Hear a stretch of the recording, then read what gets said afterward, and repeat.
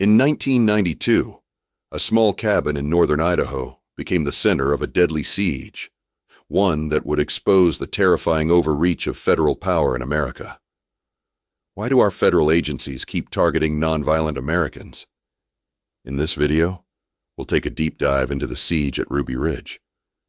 Who was Randy Weaver? How and why was he set up by the government?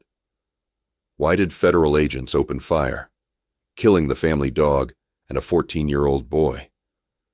Why were FBI snipers given shoot-to-kill on-site orders? If it could happen to the Weaver family, it could happen to any of us. Stay with us as we answer these questions and reveal what our federal agencies are truly capable of. Randy Weaver was not a criminal mastermind. He wasn't a revolutionary, a gang leader, or a terrorist. He was a former Green Beret, a devout Christian, and a father of four who wanted to live a quiet life in the mountains. Disillusioned with society, disgusted by government corruption, and seeking a simpler, self-sufficient existence, Randy moved his family to the remote hills of northern Idaho, 20 miles from the nearest town, deep in the woods. There, on a patch of rugged land near Ruby Creek, he built a small cabin by hand. No electricity, no running water, no distractions, just trees, sky, and solitude. His decision to withdraw from society was not born of hate. It was born of mistrust. A mistrust that would prove tragically well-founded. Like many who lived on the fringes, Randy occasionally attended meetings with groups the government labeled extremist. Among them were white separatists and survivalists, groups who preached anti-government doctrine. But there's no evidence Randy plotted violence. He never bombed a building, never attacked a federal office. He was a man with beliefs differing from that of mainstream society, yes. But in a country that supposedly protects the freedom to believe, to speak, and to live differently. That was supposed to be his right. But the federal government didn't see it that way. To them, Randy Weaver wasn't a citizen with unpopular views. He was a target, and in the end, his desire to be left alone would lead to one of the most violent and shameful standoffs in American history.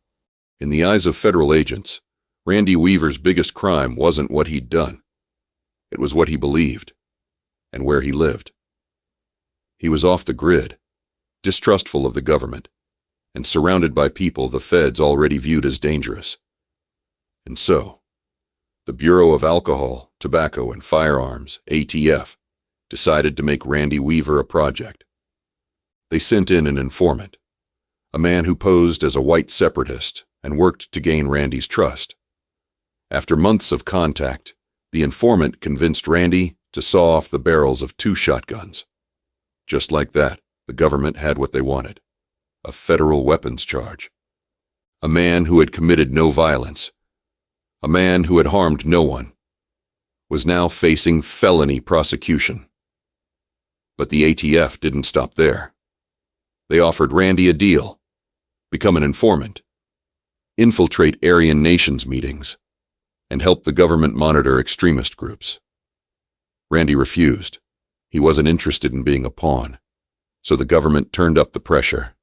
They filed charges, set a court date, then quietly changed it. Randy missed the appearance, not out of defiance, but because he'd been misinformed. He thought his court date was weeks later. That was all they needed. A clerical trick became a justification to declare him a fugitive. Not a man confused about a court summons, but an armed and dangerous outlaw. The U.S. Marshals Service was called in. Surveillance teams were deployed. A remote mountain cabin became the subject of a federal stakeout. All over 2 inches of steel cut from a shotgun barrel. The government had built its case through deception, through entrapment, and through the relentless machinery of bureaucracy. But they weren't coming to arrest Randy Weaver. They were preparing for war.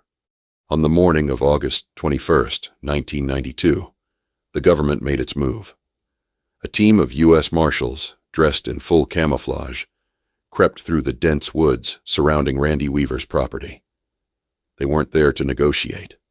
They weren't there to talk. They were armed, hidden, and prepared for confrontation. No announcement was made. No warrant was served. The Weavers had no idea they were being watched. As the marshals moved through the trees, they encountered the family's yellow Labrador, Striker. Like any dog protecting its home, Striker barked and ran toward the sound of strangers. One of the agents shot the dog dead. The gunfire echoed through the woods, and that's when everything fell apart. Randy's 14-year-old son, Sammy, and a family friend, Kevin Harris, heard the shots and rushed to see what had happened. A firefight broke out. Who fired first remains a point of dispute, but what isn't disputed is the result. Sammy Weaver was shot in the back and killed as he fled. A boy, armed only with a small rifle, gunned down by federal agents. Deputy Marshal William Deegan also died in the exchange, but the narrative that followed painted the Weavers as cold-blooded killers.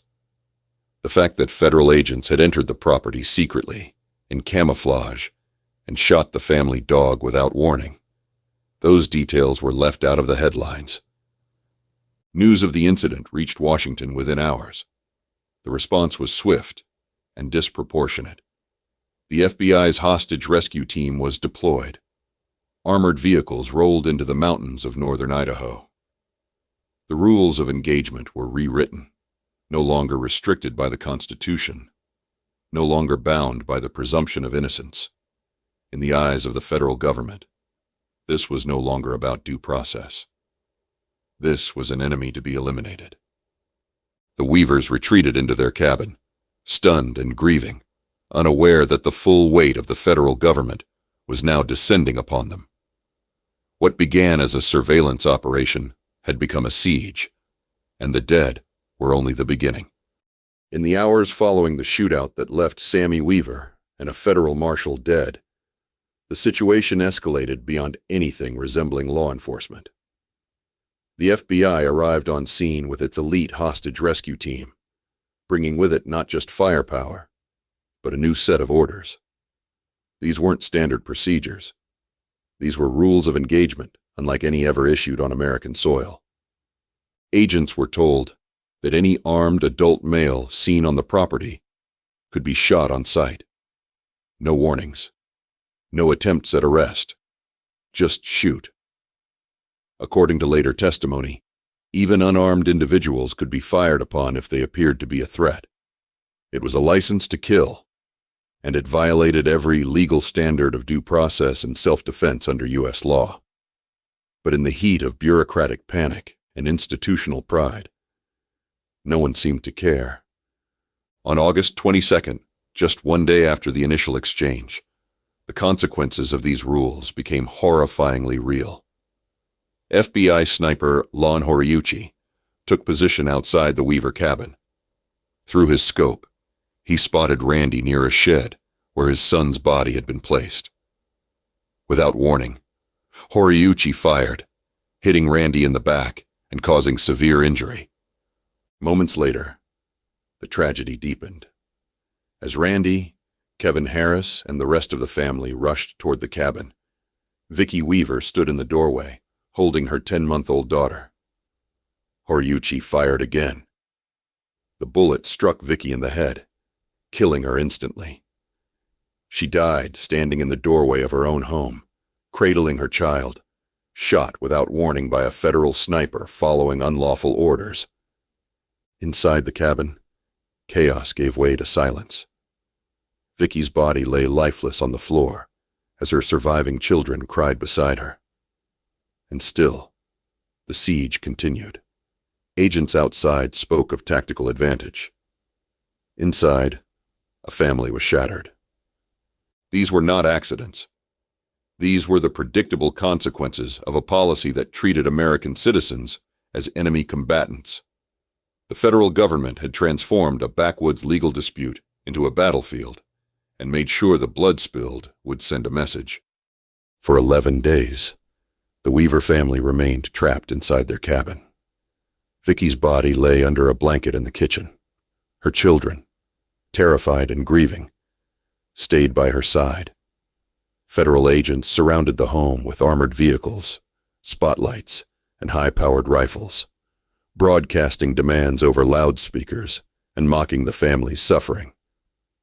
It was psychological warfare. Loudspeakers blaring, threats shouted into the wilderness, and agents taunting the survivors about Vicky's death, knowing full well she was still inside, lying cold on the floor. The media descended on Ruby Ridge, but much of what was reported came filtered through federal briefings, half-truths and omissions designed to paint the Weavers as violent extremists, not a grieving family besieged by their own government. The truth, meanwhile, was buried beneath layers of bureaucracy, legalese, and silence. Inside the cabin, there was no heat, no running water, no outside communication, only fear. The children, ages 10 and 16, had seen their brother and mother killed. Kevin Harris was badly wounded. Randy, shot and grieving, refused to surrender to the same agents who had murdered his family. It wasn't the FBI who finally broke the standoff. It was a fellow veteran. Bo Gritz, a highly decorated former Green Beret, had watched the siege unfold and offered to mediate. Unlike the federal agents, he came not with weapons, but with words. He spoke directly to Randy, man to man, soldier to soldier.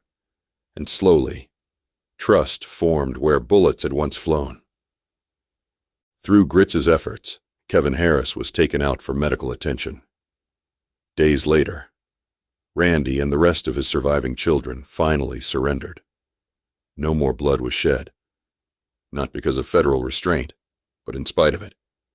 The siege had ended, but the damage was done. 3 people were dead. A family was destroyed. And the full force of the federal government had been unleashed against a man who had done little more than choose to live differently and refuse to bend the knee. In the weeks that followed the end of the Ruby Ridge siege, the federal government attempted to clean up the mess it had created, not with justice, but with damage control. Randy Weaver was arrested and charged with a laundry list of offenses, including murder, assault, and conspiracy. But when the case finally reached court, the truth came out. The jury saw through the government's narrative. Randy was acquitted of all the serious charges. The only convictions? Failing to appear in court and violating the terms of his original bail. Technicalities that paled in comparison to the deaths his family had suffered. Kevin Harris, who had been charged with killing a federal marshal, was also acquitted.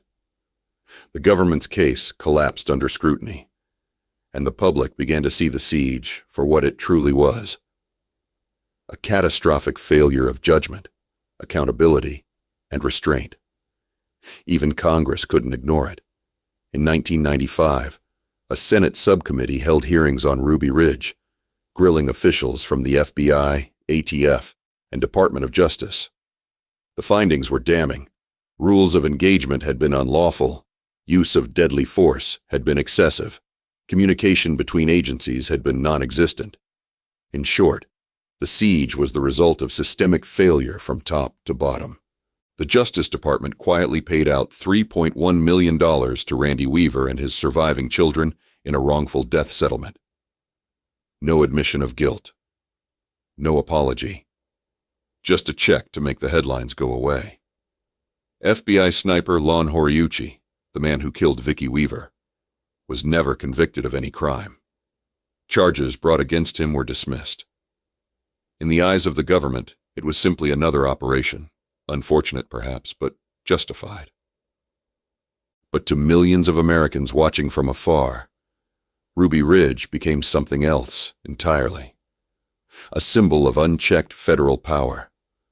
A moment when the government stopped protecting its citizens and started hunting them. It sparked outrage among conservatives, libertarians, veterans, and everyday Americans alike, people who began to question how far their government was willing to go to enforce its will. And that is the true legacy of Ruby Ridge. Not just the death of innocents, but the quiet confirmation that federal institutions can act with violence, lie about it, and escape consequence. A deadly siege sparked by a missed court date and a questionable weapons charge became a microcosm of what happens when the government sees dissent as a threat and citizens as enemies. No lessons were learned. No meaningful reforms were enacted. In fact, just a year later, many of the same agents and tactics would reappear in Waco, Texas, with even deadlier results. Ruby Ridge is more than a tragedy.